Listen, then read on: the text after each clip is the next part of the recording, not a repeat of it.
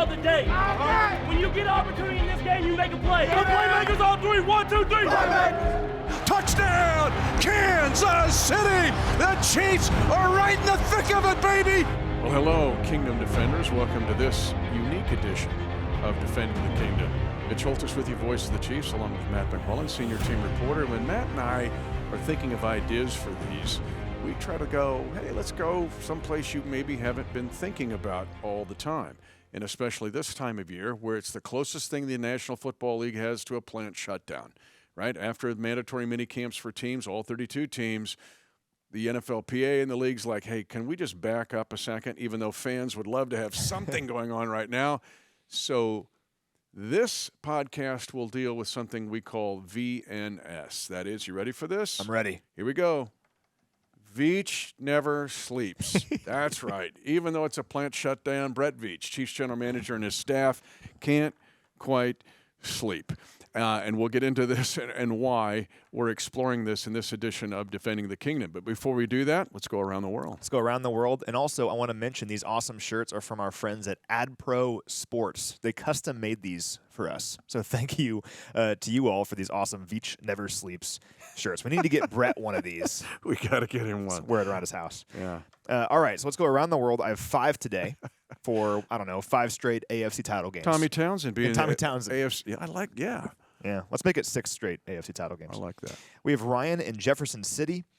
Chad is in Florida. Arthur is in Western New York, out there in Bills country, but he is originally from Kansas City and is representing Chiefs Kingdom out there in Bills country. We have Zoran from Croatia. Yeah. Yeah. I don't know if we've had a Croatian. All right, sorry. I don't think we've had. Yeah, that's awesome. Yeah. I had a chance to go to Croatia years and years ago. I was studying abroad, and I could have gone, and I didn't, and I regret it. So fascinating area. Yeah. You know, of course, they were center stage for a while, and then things have, but just what the history and the Croatian people, amazing when you go study them and just how entrepreneurial they are and how many great people on this earth have come from Croatia. Yeah, including Zoran, who is a Chiefs fan. So All right, representing out there in Croatia. And you'll love this last one. So this last one, I don't have their name, but a listener wrote the following in our YouTube comments. They said, Mitch, glad you got to work with some former teachers of mine from high school with Home on the Range. Tom Penning and Ken Spurgeon are some of the best guys around. Looking forward to seeing the film in the future. There is a movie, Home on the Range, and Ken Spurgeon, who is a terrific historian, writer. He's got a new movie coming out they're working on now called Sod and Stubble, based on the very famous book. And he deals a lot with history and pioneer history. But yes, and in fact, I was just in El Dorado, Kansas, trying to think, was that last week? And it was a meeting for the cabin, but also for the Kansas Oil Museum in El Dorado, Kansas. But some of the cast showed up from the movie, so it's a bit of a reunion. And there were some. Now Rance Howard has passed. No, Ronnie Howard, right? The famous director, and he was Happy Days, and as a child actor, Andy Griffith Show. His father is in the movie, but recently passed. And then, but some others have been in the movie that are like big time guys, and gals. So anyway, that was kind of fun. So yeah, fun to do that. Yeah, so that's our 5 for today. All right, well there you go. All right, let's jump into this Veach Never Sleeps episode of Defending the Kingdom, brought to you by Ticketmaster, by the way. And Ticketmaster is your new best friend. Did you follow the trying to get tickets for the game in Frankfurt? I sure did. Holy cow! I heard people talking about in a waiting room of 1.3 million, and to 800,000, and it's sold out in 17 minutes. Yep. And I feel bad for a lot of our German fans that aren't able to go. But what that does show is the immense popularity and interest in not just football but Chiefs football in Frankfurt, which is pretty cool. Yeah, das Spiel, 15 November. But you're thinking, what do I do? Maybe Ticketmaster. Yeah. So check out Ticketmaster, that or what will be the most phenomenal home schedule in the history of GEHA Field at Arrowhead Stadium. Every week, just amazing games. Either some crazy, awesome theme or the opponent. It's never been a year like 2023 in home games, and road games, the same. So Ticketmaster, check them out. All right, Veach Never Sleeps. Coach got me on this one time and talking about Coach Reed because, he never sleeps either. No, his car is always here. It's always here. And this is a time for the plant shutdown. And you're like, does he sleep like for the whole year, like right now, like a hibernation? I think he does. I'm thinking somewhere he's out there sleeping, hopefully. But I said, Coach, you're like a dolphin, like half brain. A dolphin sleeps half brain at a time. And I said, you see a dolphin and I said something like walking around like a half. He goes, how many dolphins have you ever seen walking around? I'm like, okay, touche. But Veach is the same way. He's a dolphin. Like he just half brain sleeping if he sleeps at all. And even though this is the plant shutdown, Brett Veach and his staff, and VNS has a double meaning for this episode because it's Veach never sleeps, very nice staff. Because and I always say this, and you know this, Matt, that I say the Chiefs win because of 100 different reasons.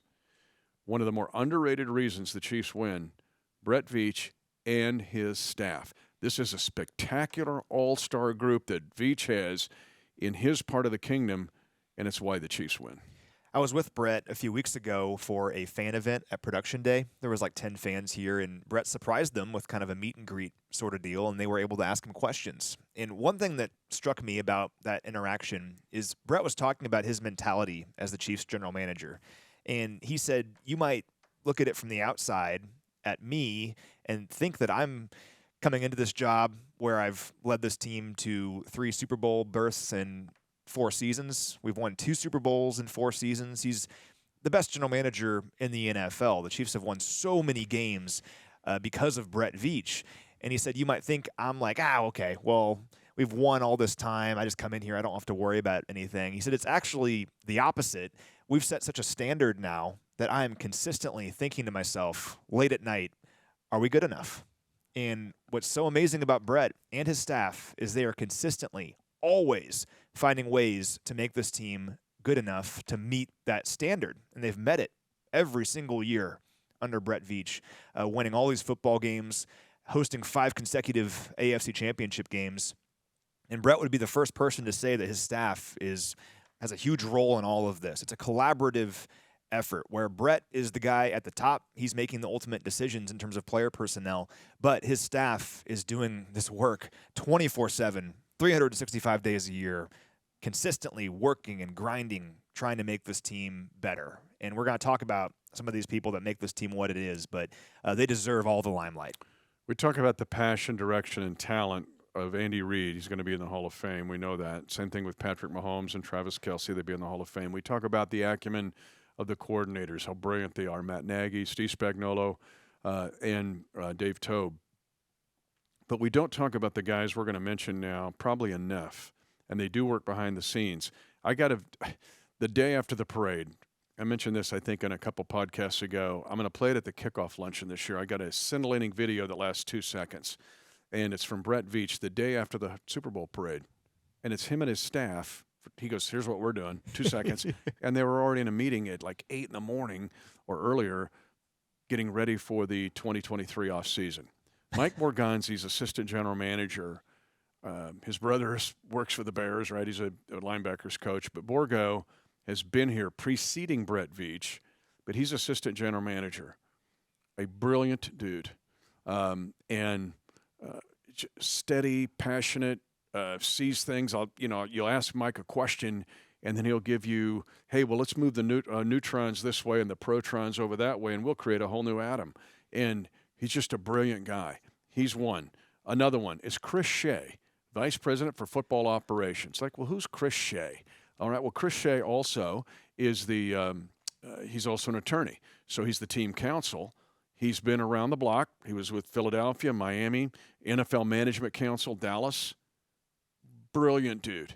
He's not studying algebra or algorithms. He's writing them. And those 2 guys alone are part of this team, and you're going to mention some others. But if you're a fan of the Kansas City Chiefs, look these guys up and realize they're some of the best, and not just the NFL, but in professional sports. Again, in direction. And you're talking here about cap management, roster management, and I mentioned cash management because that's a big part. That's we look at Spotrac, right? Or you're looking at, hey, gosh, where are teams against the cap? Cash is the underrated part of this. And every team, all 32 teams, have got to do cash management, salary cap management, roster management. And the people we're mentioning as part of the Veach Never Sleeps team are some of the best in professional sports. And one of the hardest things to do, we always talk about this in the NFL, is to win after you have paid your quarterback. And the Chiefs just accomplished that. They gave Patrick Mahomes, of course, a generational contract and then won the Super Bowl after the fact. Well, you rely on your cap guys and these geniuses, frankly, in our front office to navigate the cap and to find ways to pay Patrick Mahomes and pay your best players like Chris Jones and Travis Kelce and others, while also finding ways to make every single year as competitive as possible. Another individual who's right in the middle of that is Brant Tillis. Now, Brant also is the Vice President of Football Operations, same title as Chris Shea. This is his 13th season with the Chiefs, upcoming here in 2023. He has a hand in every aspect of the football operation. He's the Chiefs' lead contract negotiator, leading every extension and free agent deal since 2017 that includes Patrick Mahomes' contract. He ensures that the Chiefs comply with the CBA and all league policies, which is complicated. It's not an easy thing to do. And he also oversees data analytics efforts for the player personnel department. Brant might be one of the smartest people on planet Earth. He double majored in economics and statistics with a special citation in finance. I mean, when you have people that are truly geniuses and they like football, you come into this and it's a match made in heaven. So we're very fortunate to have individuals like Chris Shea, like Mike Borgonzi, and like Brant Tillis. Also, Senior Director of Player Personnel Mike Bradway is another name to know. So he joined the Chiefs before the 2018 season, came from the Eagles, like everyone else it seems like. He's part of the entire scouting operation. And I had a chance to talk to a lot of these guys at the Combine last year. So not this most recent Combine, but the one before that. And here's what Mike had to say about the front office and how it works as a cohesive group. He said, and I quote, "Everybody always stresses communication, but I think it's really unique in our place. It starts with Brett and goes all the way down. We get in a room, and it's just us talking football. It's really a collaborative effort of all the guys in the building, and that's how we get it done." That might seem obvious, but there are so many egos and big personalities in NFL front offices that a lot of times it doesn't work like this. And the Chiefs have been so good at being successful, and everyone still, despite that success, finding ways to collaborate and work together. No one cares who gets the credit.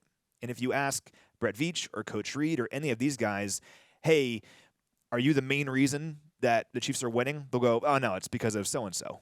Everyone always says that. And that collaborative, cohesive effort is so, so important, and it's truly unique in professional sports.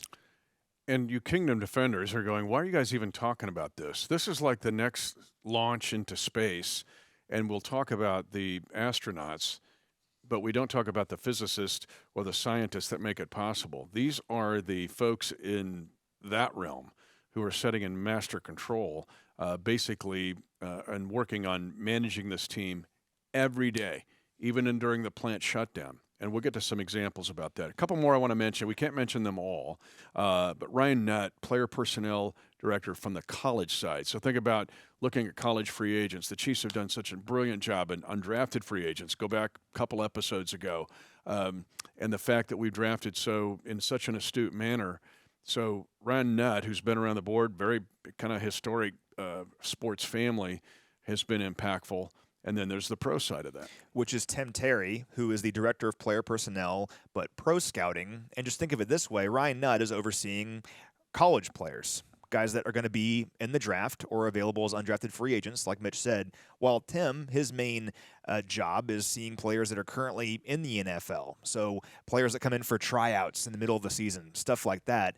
But another thing that demonstrates the cohesiveness of the Chiefs front office is during those Combine interviews I discussed earlier 2 years ago, I talked to Tim as well, and he explained that one of the things he loves about the Chiefs, and that is unique in the NFL, is Brett allows the pro personnel guys to sit in on the college meetings. And you have to have two to tango here. Those guys want to have to do that. But what that does is, let's say a player goes undrafted, plays a couple years in the league. Well, now he is a pro player. He falls under Tim's purview, but he's already evaluated him and seen what Brett Veach thinks of him. He sees what everyone on the college side thought of him when he was coming out of school, and now you evaluate what's he done in the time since. Again, it seems obvious, but I'm telling you, around the NFL, this is not normally the case where a front office works so cohesively, where it's kind of like a group of friends working together trying to make a championship football team. There are not egos involved here, and that's one of the main reasons the Chiefs have been so successful in their roster construction.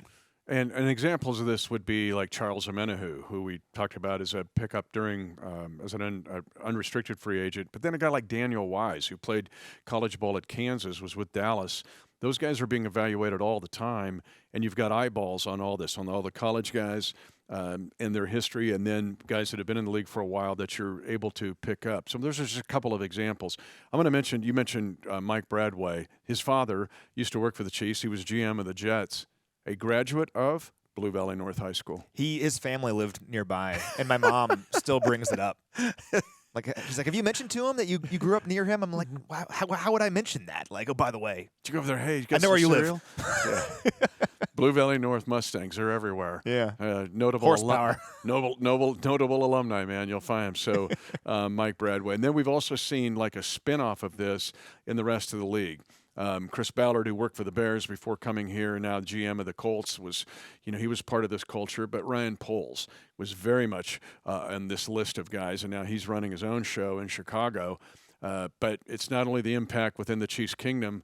This group that we're highlighting in the Veach Never Sleeps, or very nice staff, has an impact also league-wide. Let me just give you some examples. Let's take the 5 full years under the tutelage of Brett Veach as general manager of this team and some examples. And we'll go year by year of why he never sleeps. 2018. Okay, you put your roster together pretty much during the spring and some in the summer. With Brett Veach, again, it never stops. In 2018, on August the 31st, 2018, the end of training camp, he makes a trade to get Charvarius Ward from the Dallas Cowboys for Parker Anger, an offensive lineman. And Charvarius Ward goes on then to have a huge game against the Colts in the divisional playoff 31-13 victory in that 18 season with 4 passes defensed. Charvarius Ward comes out of nowhere, basically, to become an impact player for the Chiefs, helped them win Super Bowl 54, and now is with the San Francisco 49ers. That happened on August the 31st. So with Veach, it's every day, and that's one example in 2018 that, in a way, led to a Super Bowl championship. I have one more from 2018 for you that I think is quite sneaky. He claimed Austin Reiter off waivers on September 2nd in 2018. Austin Reiter goes on to start 32 regular season games for the Chiefs, 6 playoff games, and 2 Super Bowls. Just amazing. You find that guy in early September. And he kind of became a crockpot guy. It wasn't right away, right? He was in the system and developed, and then he's the center for Super Bowl 54. It's amazing. So Austin Reiter's another big one. Looking at 2019, there's a handful, and these guys had different levels of impact, but signed LaShawn McCoy on September 1st, and LaShawn rushed for more than 400 yards, scored 5 touchdowns with the Chiefs, primarily in the early part of that 2019 season. But some undercover ones. Mike Pennell, the Beast Pennell was his Twitter handle. He signed on October 20th. And get this, the Chiefs lost their first game that Mike played. It was against the Packers. Patrick Mahomes didn't play in that one. But then they won 10 straight, including Super Bowl 54. And, of course, Terrell Suggs was the big one that year. Got claimed off waivers on December 16th. Just consistently finding ways to add players to this roster. It'd be so easy to just say, hey, we have Patrick Mahomes, we have Travis Kelce. We're going to be fine. They'll figure it out. And Brett doesn't think that way. He's consistently trying to find what's one way we can get better, and it continues throughout the season. Was Stefan Wisniewski in that group too? Because he might have been in that group of, I don't know, 19, but ends up, he was with the Eagles. He won the Super Bowl with the Eagles, right, in 17. Yeah. And then that's another kind of sneaky pickup, and then he plugs him in. He becomes a starting guard on a Super Bowl championship team. But it leads to one area that Brett was telling me about. This is a couple years back. And this goes back to cash management and cap management. Brett Veach, and we look at, I look at the salary cap and, we're like under, we're over, we're at 10 cents over. But he always likes to keep cash in the right front drawer for deals like you just mentioned. There has to be room, and some teams don't have any room to make those moves to pick up a Mike Pennell, who was one of the more underrated players on that championship team, or a guy like Terrell Suggs in December to pick him up for a late run. Yeah, that's where you lean on guys like Chris Shea and Brant Tillis, because I think Brett as the leader of this whole front office, says, can we make this work? And they say, we'll find a way. And we're so fortunate to have guys like that who can find a way, they can maneuver the cap, and that's where it's a little bit tricky. If you look at SpotTrack or overthecap.com, you say, okay, the Chiefs only have this much money remaining. Well, Chris Shea and Brant Tillis, that's where they go to work. They try to figure out how can we make these things work and move contracts around to fit in a player that we think could put this team over the top. And again, that's why we're so fortunate to have those guys in place.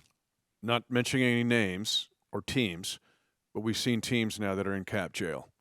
Oh, yeah. Basically, they've had to have a garage sale this offseason. The Chiefs have never done that. All right, we'll quickly go through some more. 2020 was the COVID year, and it was weird, right? Worst pandemic since the 1919 Spanish flu epidemic, but Veach never sleeps. Veach never rests. And on July the 6th, 2020, he does the 10-year extension for Patrick Mahomes. That basically set up the next 3 to 5, maybe 10 years of salary cap strategy. The second one that year was right there, was Chris Jones. Same thing, July of 2020 and COVID. That's the 4-year extension. I know you're all asking about Chris Jones right now. We're leaving that up to Veach. He's never sleeping, trying to figure that piece out. We'll leave that where it's at. But the fact that in 2020 COVID year, in July, 2 of the main extensions that led to the Super Bowl 57 championship were done by Brett Veach. And there was one free agent signing in late July that, if circumstances had been different, I really think it would have been one of these deals that we're talking about. Like, wow, I can't believe they got him when they did. They signed Kelechi Osemele on July 28th.